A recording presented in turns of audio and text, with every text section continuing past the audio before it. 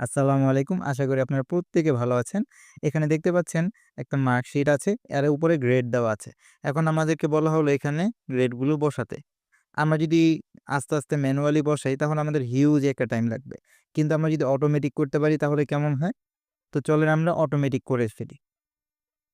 সর্বপ্রথম আমরা লিখব ইকুয়াল, দেন লিখব লুকআপ।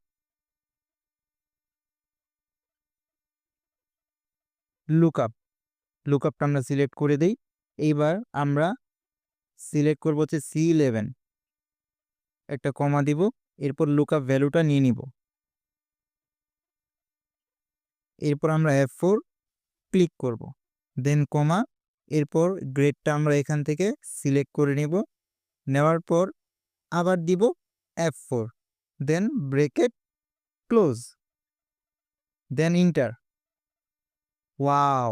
চমৎকারভাবে চলে আসলো। এখন এখানে আমরা সাজেশনে যদি অটোফিলে ক্লিক করি, চমৎকারভাবে দেখেন চলে আসলো।